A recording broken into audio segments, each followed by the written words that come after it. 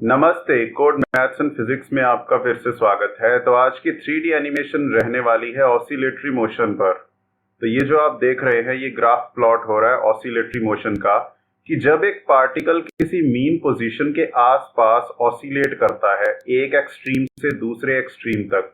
और इसकी बहुत सारी एग्जांपल है, जैसे कि पेंडुलम, स्प्रिंग मास सिस्टम और भी बहुत सी एग्जांपल, जैसे टॉर्शनल पेंडुलम। तो ये बहुत सी चीजें हैं, आगे हम देखेंगे। तो हम आज बेसिक से शुरुआत कर रहे हैं कि ऑसिलेटरी मोशन कैसा दिखता है। तो चलिए कोडिंग स्क्रीन पर दोबारा से इसको क्रिएट करते हैं। ठीक, तो मैं ये बंद कर देता हूं यहां से। हाँ, टर्मिनेट। तो अब ये लिखी हुई कोडिंग हम क्या करते हैं, इसको मिटा देते हैं ऐसे। ठीक है, एकदम। और उसके पश्चात यहां तक इसको हम एलिमिनेट कर देते हैं, और ये जो बचा हुआ है इसको भी। तो देखिए, अब सबसे पहले हम क्या करेंगे, एक हम स्ट्रेट लाइन लेंगे, यानी कि सिलेंडर की बनी हुई, और उसके ऊपर मैं अपनी बॉल की मूवमेंट को करूंगा। ठीक है, ऑसिलेटरी। और ये C इक्वल टू सिलेंडर, हम एक शेप ले लेते हैं, क्योंकि आपको पता है सिलेंडर जो है वो मतलब हम पतला लेकर और बहुत ही बढ़िया से वो सेटल हो सकता है, और उसके ऊपर हम उसको एक एक्सिस की तरह अज्यूम कर सकते हैं। तो रेडियस उसका मैं रखता हूं 0.005। ठीक है, बाकी बाद में देख लेंगे। और इसकी जो लेंथ रहेगी वो रहने वाली है 12 यूनिट्स। ठीक है, या 10 रख लें, बहुत है। और इसके बाद जो इसकी पोजीशन रहेगी वो रहेगी वेक्टर, और वेक्टर के बाद आधी लेंथ इसको मैं पीछे को खिसकाऊंगा, तो ये रहेगी -5,0,0। ठीक है, ये बहुत हो गया। और अब इसके ऊपर मैं दो पॉइंट्स सेट कर दूंगा, यानी कि बेंचमार्क्स, यानी कि एक्सट्रीम पॉइंट में शो करने के लिए कि हमारी जो रेड कलर की बॉल है वो किस पॉइंट से किस पॉइंट के बीच में ऑसिलेशन कर रही है। तो एक P नाम का एक पॉइंट मैं रख देता हूं एक एक्सट्रीम पर, और एम्पलीट्यूड में रखूंगा 3 का, यानी कि मेरी जो यहाँ बीच में बॉल होगी वो 3 यूनिट इधर जाएगी, 3 यूनिट इधर, और इधर इधर ऐसे ऐसे ऑसिलेशन करेगी। तो मैं यहाँ पहले ऐसा करता हूँ, एम्पलीट्यूड डिफाइन कर देता हूँ, जो कि रहने वाला है 3। अभी बाद में इसको देख लेंगे हम। तो स्फीयर, ठीक है, स्फीयर हम रखते हैं यहाँ रेडियस इक्वल टू 0.1 का रखते हैं, और कलर रखते हैं इसका colour equal to colour dot blue. अब जो ब्लू कलर है, अच्छा इसकी पोजीशन सेट कर दूं, पोजीशन इक्वल टू वेक्टर, ये रहने वाली है एक एक्सट्रीम पर, यानी कि माइनस एम्पलीट्यूड 0,0। और ऐसी ही एक दूसरी बॉल क्रिएट करूंगा, इसको कॉपी कर लेता हूं। तो ये दूसरी बॉल क्रिएट हो जाएगी Q पॉइंट पर, इक्वल टू कंट्रोल V, और यहां से इसको हटा देता हूं। ठीक है, और ऐसी ही एक तीसरी बॉल जो कि ओरिजिन पर रहेगी, ताकि मुझे पता लगनी चाहिए कि मेरी मीन पोजीशन कौन सी है जिसके आसपास मेरी रेड कलर की जो बॉल है वो ऑसिलेट करेगी। तो मैं इसको O कह देता हूं। अच्छा, और ये जो है ना, ये ऊपर इसकी पोजीशन में पॉजिटिव एम्पलीट्यूड कर देता हूं, और जो ओरिजिन पर रहेगी इसको मैं यहां से ऐसे हटाकर 0 कर देता हूं। ठीक है, 0। तो ये आ गया। अच्छा, ये तीनों सेट हो गई हैं। अब हो गई हैं या नहीं ये देख लेते हैं, while 1। ठीक है, तो पास। अच्छा, अब आज इसको मैं रन करूंगा टर्मिनल से, क्योंकि टर्मिनल से जो एग्जीक्यूशन होती है वो बहुत फास्ट होती है। तो मैं लिखूंगा पाइथन स्पेस, और जो फाइल का नाम है, ये फाइल का नाम है file34.py। तो यही मैं लिखूंगा file34.py, ताकि ये फटाफट से एग्जीक्यूट हो जाए। तो ये as compare to play button ये जल्दी से एग्जीक्यूट हो जाती है टर्मिनल से। अच्छा, ये देखो, ये मैंने एक एक्सट्रीम, ये दूसरा एक्सट्रीम, और ये हमारा ओरिजिन मीन पोजीशन।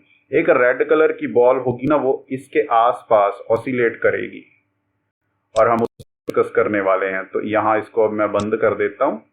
ठीक है, टर्मिनेट। तो अब बात आती है उस मेन बॉल की, तो बॉल इक्वल टू स्फीयर, तो जिसका मैं रेडियस लेने वाला हूं 0.3 यूनिट्स और colour equal to colour dot red.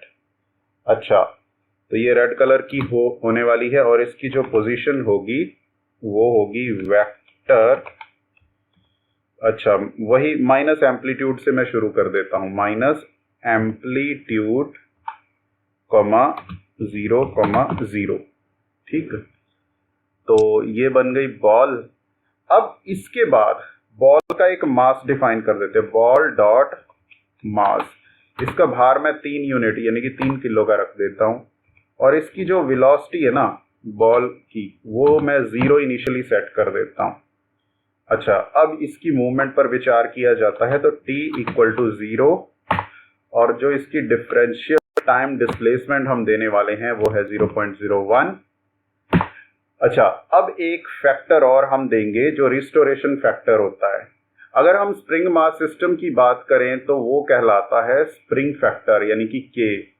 तो मैं इसको K ही लिख देता हूं फिलहाल। तो मैं लिख देता हूं इसकी वैल्यू 0.1 लिख देता हूं, ये इनफ रहेगी। तो ये रिस्टोरेशन फैक्टर क्या होता है कि मान लो जैसे हमारा, चलो एग्जांपल लगाओ, स्प्रिंग है, हमने स्प्रिंग को जिस बल से खींचा, मतलब कि उसको 1 सेंटीमीटर तक खींचने के लिए मुझे कितना फोर्स लगाना पड़ेगा। जैसे मान लो कोई स्प्रिंग है, बहुत टाइट सा स्प्रिंग है, उसको 1 या 1 सेंटीमीटर यूनिट तक मुझे खींचने के लिए 1 किलो का फोर्स चाहिए या आधा किलो का फोर्स चाहिए। तो उसका जो स्प्रिंग फैक्टर होगा ना वो होगा 1/2 किलोग्राम पर सेंटीमीटर। तो इस प्रकार से कहा जाएगा 1/2 किलोग्राम फोर्स पर सेंटीमीटर। तो ये उसका एक फैक्टर होता है, ठीक है, कि 1 यूनिट खींचने पर कितना बल चाहिए, तो ऐसा समझ सकते हो। अब आगे बात करते हैं इसकी डिस्प्लेसमेंट के बारे में और इसके फोर्स के बारे में। अच्छा, रेट में रखने वाला हूं 40। अब सबसे पहले यहां बात आती है फोर्स की। देखो, जो ऑसिलेटरी मोशन होता है ना, उसमें जो एक्सिलरेशन या फिर हम कहें जो फोर्स होता है वो डिस्प्लेसमेंट के डायरेक्टली प्रोपोर्शनल होता है और उसके ऑपोजिट होता है। ये बात समझो, यानी कि जो फोर्स होगा ना F, वो होगा -K मल्टीप्लाई X।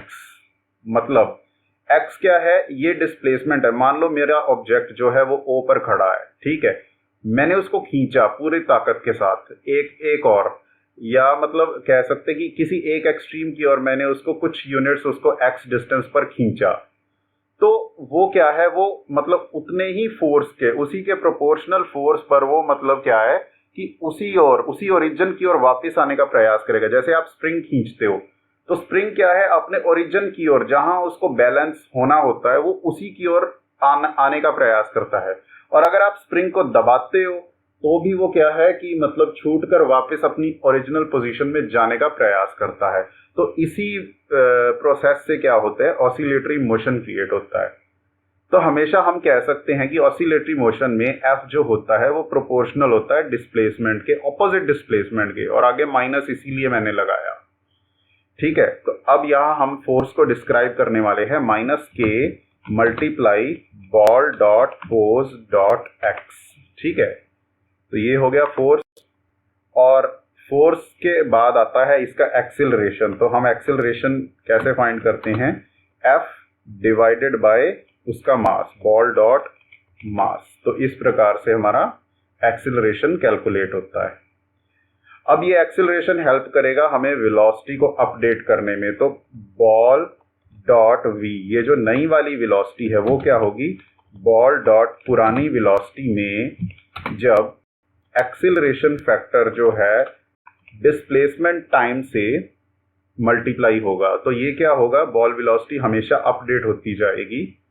तो इस प्रकार से बॉल वेलोसिटी के बाद हमें बॉल की पोजीशन को अपडेट करना है। तो ball dot pos dot x, तो ये क्या होगा, ball dot pos dot x plus ball dot v multiply dt। तो ये बॉल की जो पोजीशन है वो भी इस प्रकार से अपडेट होती चली जाएगी। अब आगे इसके पश्चात ये x उसकी डिस्प्लेसमेंट हो गई। अब बॉल डॉट जो पोज होगा ये कौन सा वेक्टर बनेगा हमारा, क्योंकि वेक्टर में डालना इसको जरूरी है, नहीं तो ये बॉल की मूवमेंट नहीं हो पाएगी। तो ball dot pos dot x, तो y कोऑर्डिनेट इसका 0 रहने वाला है और z भी 0 रहने वाला है। ठीक है, तो हम एक ही डायमेंशन में अभी इसको मूव कर रहे हैं और इसके बाद टाइम भी अपडेट होना चाहिए। तो मैं लिख देता हूँ t equal to t plus और ये dt। अच्छा, अब ये मोशन क्रिएट हो जाएगा इतना भर करने से। अब देखते हैं इसको क्रिएट कर कर। तो मैं चला टर्मिनल पर और टर्मिनल पर इसको एग्जीक्यूट करते हैं। पाइथन फाइल जो भी नाम है 34.py मेरे केस में, इसको मैं रन करता हूं। ठीक है, तो ये अच्छा देखो भाइयों, मूव तो कर रही है ये, बहुत धीरे धीरे धीरे धीरे मूव कर रही है। सॉरी। तो ये देखो, यहां इस मीन पोजीशन पर जाके इसकी वेलोसिटी मैक्सिमम होगी और फिर उसके बाद फिर कम होती होती होती ये यहां तक मैक्सिमम रीच करेगी। अच्छा, मैं इसको थोड़ा तेज कर देता हूं। तो मैं यहां से करूंगा पहले टर्मिनेट और उसके बाद देखो ये मैंने जो के लिया है, ठीक है, के लिखा है मैंने 0.1। तो मैं इसको थोड़ा ऐसा करता हूं, थोड़ा बढ़ाकर 6 गुना कर देता हूं, 0.6 वैल्यू इसकी कंसिडर कर लेते हैं। और अब इसको दोबारा से रन करते हैं टर्मिनल से ही। ठीक, तो मैं लिखूंगा पाइथन फाइल 34.py। तो ये अब मुझे लगता है कि इसकी स्पीड थोड़ी इंक्रीज हो जाएगी, हमें प्रतीक्षा नहीं करनी पड़ेगी। अरे फिर भी हाँ, पहले की तुलना में तो ठीक है। अच्छा, अब ये ऑसिलेशन होगी इसके आसपास। देखो, जैसे ये ऑब्जेक्ट यहां जा रहा है तो यहां ये फोर्स इसको अपनी ओर खींच रहा है।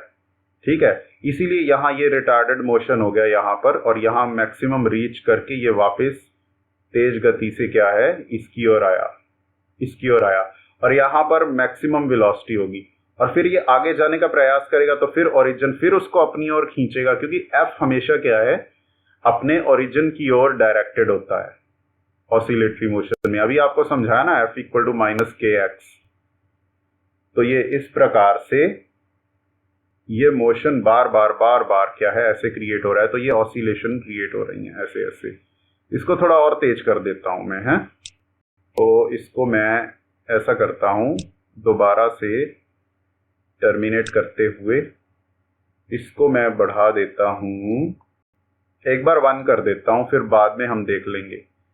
तो टर्मिनल से इसको रन करते हैं, पाइथन फाइल 34.py। ठीक है,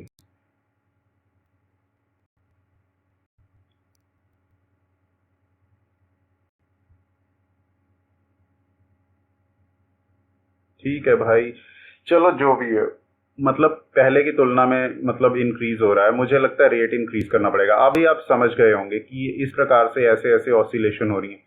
जब ये इस ओर जाएगा तो ओरिजिन इसको यहाँ खींचेगा, जब ये इस ओर जाएगा तो ओरिजिन इसको अपनी ओर यहाँ इस तरह अंदर को खींचेगा, और यहाँ जाते जाते इसकी स्पीड मिनिमम होती जाती है और यहाँ पे एकदम 0 हो जाती है, और इसीलिए बॉल क्या है वापस आती है। ठीक है, अब इसी चीज को हम ग्राफ पर प्लॉट करके देखते हैं। ठीक है, तो इसका ऑसिलेटरी मोशन साइन वेव की फॉर्म में हमें दिखाई देने वाला है। तो चलो कोडिंग स्क्रीन पर और इसको कर दो टर्मिनेट। हाँ जी, तो मैं करता हूं इसको 40 के बजाय ऐसा कर देता हूं, मैं इसको 100 ही कर देता हूं। फिर अब ग्राफिंग की बात होती है, तो यहां हम क्या करते हैं, ग्राफ के बारे में लिखते हैं। अच्छा, मैंने किसी एक वीडियो में ग्राफ बनाया था, तो मैं वहां से जस्ट कॉपी कर लेता हूं ये वाला पोर्शन। तो मैंने ये पोर्शन कॉपी कर लिया, मैक्सिमम मिनिमम इसका चेंज कर देंगे, कंट्रोल V। तो इसमें हम जो x मिनिमम या मैक्सिमम है, तो मैं इसमें जो टाइम है वो 300 सेकेंड्स तक का ले सकता हूं। और जो y मिनिमम लूंगा ना, इस बार मैं y मिनिमम लूंगा -5, क्योंकि मोशन जो है नीचे और ऊपर मतलब दोनों साइड में जाएगा ना, नेगेटिव पॉजिटिव में। तो यही चीज़ हमें प्लॉट करनी है। अच्छा, अब इसके पश्चात हमें एक वाई प्लॉट डिफाइन करना चाहिए। वाई प्लॉट जो है वो ऐसे आएगा, जी कर्व, ठीक। तो ग्राफ इक्वल टू जी। अच्छा, अब इसके बाद ग्राफ इक्वल टू जी के बाद और क्या था, एक मिनट मुझे देख लेने दो। यहाँ पर हाँ 26 पर हाँ कलर था और इसका लेबल था, तो ये मैं कॉपी कर लेता हूँ यहाँ से, इतना कंट्रोल सी, और इसको यहाँ चिपका देते हैं। तो कंट्रोल रेड कलर है इसका, और यहाँ पर साइड CA के बजाय मैं लिखता हूँ, ठीक है, पोजीशन टाइम, ऐसे लिख देता हूँ। तो ये क्या है, इससे हमारा ग्राफ प्लॉट होना शुरू हो जाएगा। अब इसके बाद इस ग्राफ को प्लॉट करने के लिए हमें इसको यहाँ रखना होगा, वाई प्लॉट डॉट प्लॉट, ठीक है जी। और पहले हम एक्स एक्सिस पर लेंगे टाइम t, और इस पर लेंगे हम ball dot pos dot x. तो ये देखो, अब ये कार्रवाई पूरी हो गई, और अब चलते हैं टर्मिनल पर और इसको एग्जीक्यूट करके देखते हैं। तो पाइथन फाइल 34.py एग्जीक्यूट। अच्छा, हो सकता है ग्राफ थोड़ा धीरे धीरे जाए, क्योंकि जैसे जैसे ये मोशन क्रिएट होगा। हाँ, ये देखो भाइयों, ये इस प्रकार से ये -3 से पहले जाएगा 3, और फिर यहाँ टच होकर ऐसे ऐसे ये साइन वेव बनेगी ओरिजिन 0 के पास। तो ऐसे ऐसे ये ऐसे ऐसे ऐसे ऐसे ऐसे इस प्रकार से ये ग्राफ हमारा बनता जाएगा। और यदि हम चाहते हैं कि इस ग्राफ को थोड़ा चौड़ा बनाएं, थोड़ा हमें दिखाई दे, मतलब फ्रीक्वेंसी थोड़ी कम करें इसकी, तो हमें क्या करना होगा, हमें यहाँ एक चेंज करना होगा। मैं बता देता हूँ, हमें k की वैल्यू में चेंज करना होगा। तो मैं ऐसा करता हूँ ना, k की वैल्यू को कम ले लेता हूँ, 0.4 बहुत रहेगा, है ना। तो 60% इसको कम कर देते हैं, और अब चलते हैं कोडिंग स्क्रीन पर। Python file 34.py।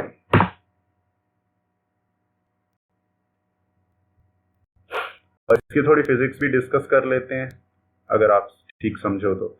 ये देखो, ये अब मोशन क्रिएट हो रहा है, वैसे वैसे यहाँ ग्राफ प्लॉट होता जा रहा है। देखो, -3 से ये ऑब्जेक्ट शुरू हुआ, ये यहाँ गया, क्योंकि ओरिजिन इसको अपनी ओर खींच रहा है किसी रिस्टोरेशन फैक्टर k से, और फिर ये यहाँ पर आकर इसकी वेलोसिटी हुई मैक्सिमम, यानी कि इधर, फिर 0 पर, यहाँ पर 0। तो फिर ये दूसरी ओर जाएगा उसी वेलोसिटी के साथ, और लेकिन अब ओरिजिन इसको दूसरी ओर से अपनी ओर खींचेगा, तो ये क्या है, इसकी वेलोसिटी आगे जाते जाते जाते कम होती जाएगी, और यहाँ आकर दूसरे एक्सट्रीम पर ये एकदम शून्य हो जाएगी। ये देखो, एकदम रुक गया, और फिर ये मुड़ेगा वापस यहाँ से, जैसे ये रिपल्स मतलब टर्न हो रहे हैं ना, ऐसे ऐसे करके। तो ये ग्राफ प्लॉट होता जा रहा है हमारा विद रिस्पेक्ट टू टाइम। तो इस प्रकार से हमारा ऑसिलेटरी मोशन क्रिएट होता है। आई होप आपको ये फिजिक्स का सिंपल सा कंसेप्ट बहुत अच्छे से समझ में आया होगा, और मैं समझा पाया हूँगा। तो मेरे चैनल को लाइक, शेयर और सब्सक्राइब अवश्य कीजिए, और मुझे सपोर्ट कीजिए, ताकि मैं ऐसी और अच्छी वीडियो या इससे भी बेहतर वीडियो में और बेहतर प्रोजेक्ट्स आपके लिए लेकर आ सकूं। तो मिलते हैं अगली वीडियो में। धन्यवाद।